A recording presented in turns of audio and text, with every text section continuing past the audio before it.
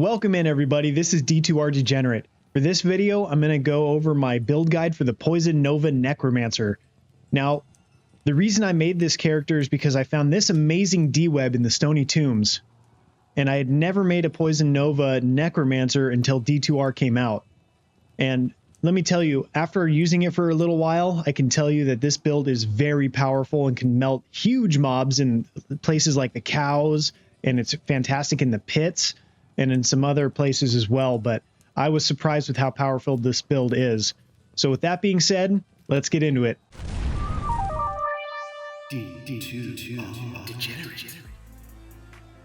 Alright, so starting off on the stat screen, I just have enough strength to wear my gear. I didn't put any points into dexterity, and then I put the rest of my points into vitality. And you don't need to put any points into energy as well. So yeah, just enough to wear your gear. And we'll go over this advanced stat screen through my gear later. But with this build, I have 352% magic find. I have 75% faster cast rate, which is one of the breakpoints for the Necromancer, along with a whole host of other things here. All right, and starting off at the Curses skill tree, I just have 1 point all the way down here to get down to lower resist. Now I'm putting my extra points into lower resist right now, just to beef up the radius. I think I have plenty at the moment, but that's why I have this a little bit higher than the rest with 12 base points. But I just have 1 base point in amplified damage. And these are the 2 main skills you're going to be using with the Poison Nova Necromancer. Jumping over to the summoning skill tree, we have 1 point into Raised Skeleton, Skeletal Mage, and Revive, 1 point into Clay Golem, Blood Golem, and Iron Golem. This is the one I'm going to be using the most. You can see him running around over here. I have currently 15 base points into Golem Mastery and 1 point into Summon Resist. Now I put my extra points into Golem Mastery instead of Iron Golem because this is the skill that's going to keep him alive, and it boosts his run, walk speed, and attack rating. Now jumping over to the Poison and Bone skill tree, I have 1 point into Bone Armor, Teeth, 1 into Corpse Explosion, and then I have 20 into Poison Dagger, 20 into Poison Explosion, and 20 into Poison Nova.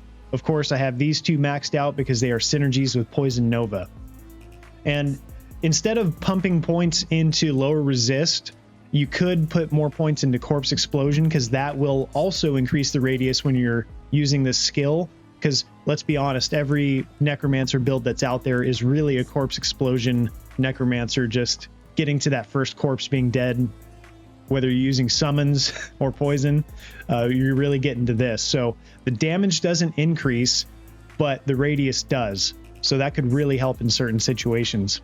All right, now, so let's go ahead and get into the gear. So first off, there's that Death's Web I was telling you about, and I did put a 5/5 facet in that. Happened to be white. I just couldn't be happier with this weapon. It's just a total game changer for the build. There are other weapons you could use, like white in a wand, spirit, of course, and then kind of an off-the-wall idea is grief, as it has a minus enemy poison resistance on that weapon as well. So if you have a spare one laying around, you can give it a shot, see how it works. All right, for the helm, I have a Shaco on here, of course. I put a perfect topaz in that for that extra magic find. I have a Mara's. I have a spirit over here. I have Enigma, of course. And then I have a War Travelers for the extra magic find. I have 2 Nagel Rings, 30%. I have an Arachnid Mesh and the Trangle's Claws. Now, I don't think you can go with another choice here just because of the curses, the caster rate, the enemy, or excuse me, the poison skill damage. So I don't think you can go wrong with these ones. You could switch these out if you're looking to get higher resistances, because remember, my resistances were not that great on this character. Now down here, I have a Geeds, and then I have Poison and Bone Skillers throughout here, and I think I have a Curses Skiller here. Now you're going to want a Torch, but this one obviously says Druid, but I just haven't found one on single player yet for the Necromancer. And then I have MF Small Charms down here as well, and an Annihilus. Now, one of the things I wanted to go over is one of the alternate builds you can do is you could go with the 3-piece Trang set, which is going to be the shield, the belt, and the gloves. And what that gives you is, you can see here on the shield, minus 25 enemy poison resistance on top of what you're getting from D-Web and any facets you might be having. Like I did put a facet in this one as well. So that will boost your damage quite a lot as well. So that's worth looking into. There are some other benefits, but I would just say you want to at least get up to the 48% FCR breakpoint. And if you can, try to get up to that 75. The reason that the 48% FCR is going to work for you is that there is a cooldown on Poison Nova casting. So you can't just spam Poison Nova the entire time and have it stack. When you cast it, it runs through its progression, so the enemy loses life based on the poison damage, and then you cast it again, all it does is reset the clock. It doesn't stack that poison damage. But with that being said, this was my preferred setup here, as I could get to that FCR breakpoint, and I'll show you that really quick here. So that way I got to this 75% faster cast rate here.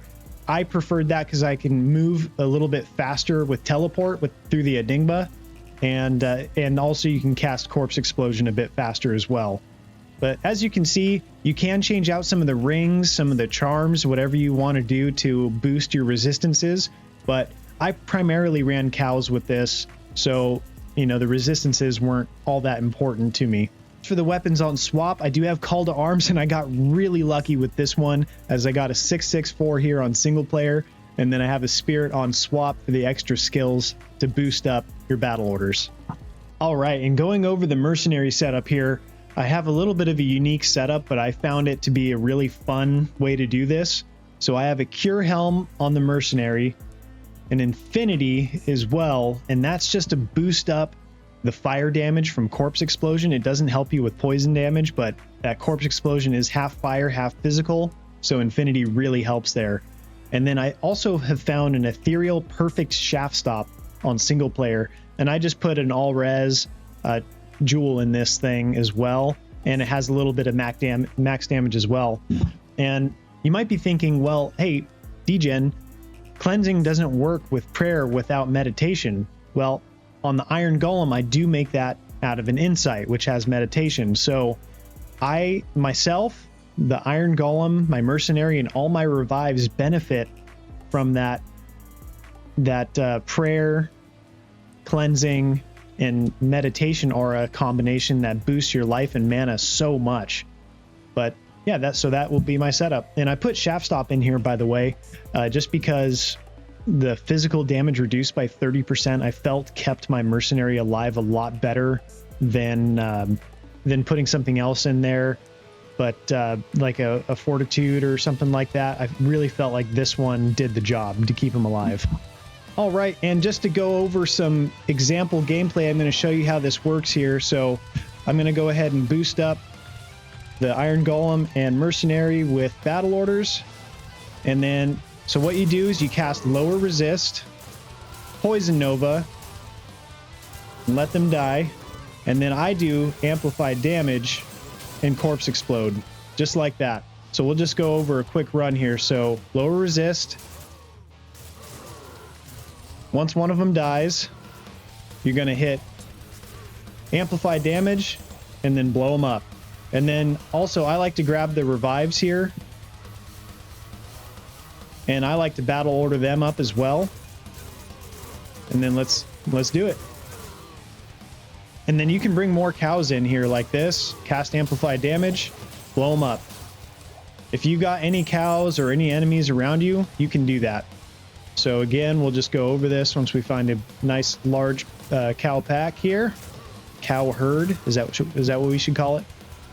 Poison, once one of them dies, Amplified Damage. And then we're just blowing them up. Once again, we got the Cow King here. One of them died. There we go. And you can just continue on here. I'm just doing the larger packs here just for the build showcase, but you get the idea. And this is all on players 3 as well. One of the problems with Corpse Explosion is it does not scale with players count, so it does kind of hit a wall. But really, the Corpse Explosion wasn't the biggest issue. It was more just getting that first kill on here and with the Poison Nova. Have to check that amulet in case his Tal Rasha's for this. But yeah, I mean, if I had a torch, then it might be a different story. I could probably up the players count on single player here, but as for you know, what worked for me, I found players 3 to be a good setting for fast clear speeds. As you can see, lower resist, Poison Nova, and a lot of them are dying right there. And again, I'm just doing the large packs for this and the champion pack so you can kind of see how quickly this build can absolutely destroy cows. Here we go. So obviously I missed a few cow packs in there, but you get the idea. All right, but hey, thank you everybody for joining in. And if you have any comments or if you have any other suggestions to my build guide, I would appreciate it. This is the first one I've ever done, so hopefully you found it useful. I think this build can do a lot of the game without Death's Web, but with it, it really, really boosts how powerful it can be. So again, down in the comments section, let me know what you thought and tell me how you like to do your setup for your Poison Nova Necromancer. But until next time, peace out.